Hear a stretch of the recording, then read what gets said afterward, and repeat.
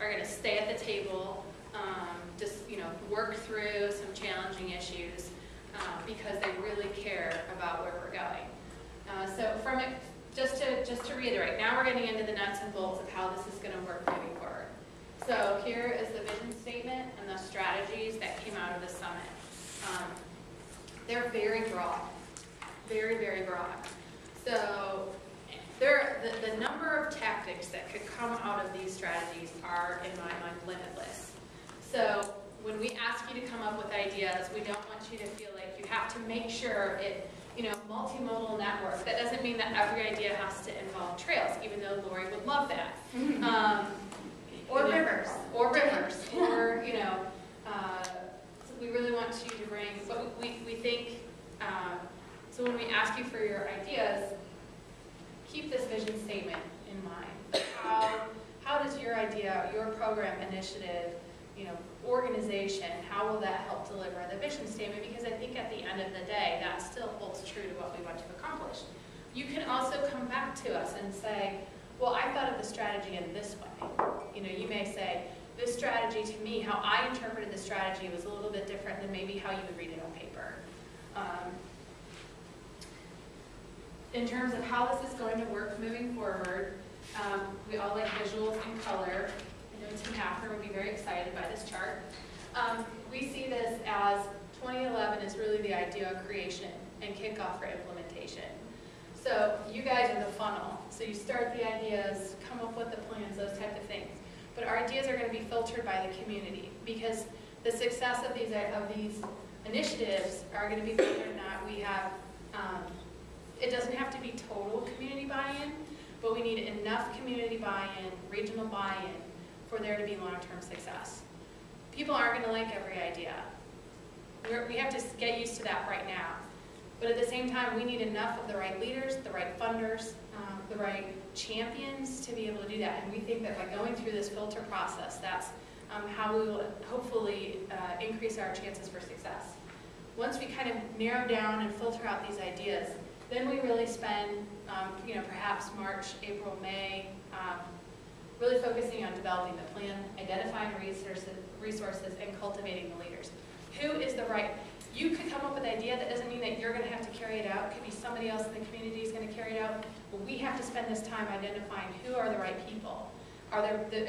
Who's the right organization? Does the organization exist? Do we need to consider combining organizations, creating a new organization? I mean, I'm like telling you just to don't try to pin yourself into, well, this can't happen. Like, I want you to come up with an idea because you're really passionate about it, and move forward. Don't start thinking, oh, I'm sorry, that's not gonna work. There's nobody to do it. We don't have the money to do it.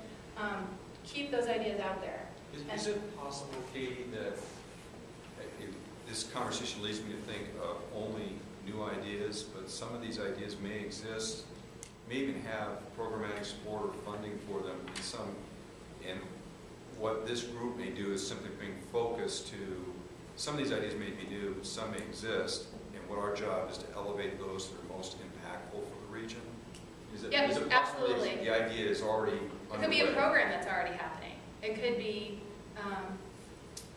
but it needs to be implemented regionally. It needs to be elevated as a priority. Yeah, right. Absolutely. Okay. and it could be. I think our preference will be. We'll get to the regional aspects in a little bit, so just hang on. Then throughout, I mean, obviously, this is kind of showing the growth of these ideas. So we know that they're going to take this Vision 2020 is for a reason, because some of these really significant, huge programs aren't going to get done in a year. Parkview Field did not happen in a year. John, I don't know if you have any sense from that initial idea how long it took to open the doors at Parkview Field. 3 years. From Greece a lot. And even before then, I mean, obviously it came out of the blueprint, but just from the fact that we're going to do it, a 3-year process. Yeah. So, I mean, that's type of thing. We're looking at these longer term activities. Also, that doesn't mean there's going to be a lot of great ideas that are going to be generated throughout this process. Some of them, we're going to say, man, that's great, we need to move forward on it, and we want to support that going forward, but that might not be one of the top strategies or priorities that comes out. So in addition to these, like 2 or 3 that come out of this, we also hope that over the 10 years, you kind of see a ripple effect with Vision 2020. That some of these ideas that get incubated here may spin off into something else that may not happen in this group, but still happens in the community. And that we increase our network. That we take an idea and we talk to some people and they think that's great and then they want to spin off something and do something else. So I really want people to think about how this can multiply over the 10 years. I also, just on that point, the ripple effect, I think I view this whole vision thing as something that we're learning how to do. I know we've done a number of these things in the past, but every time we do it, if we can get better at learning how to make a difference, get focused on the resources of the program, or the right idea. This idea that Katie advanced about, it's not getting everybody to agree, but it's getting the right people to agree to get something done.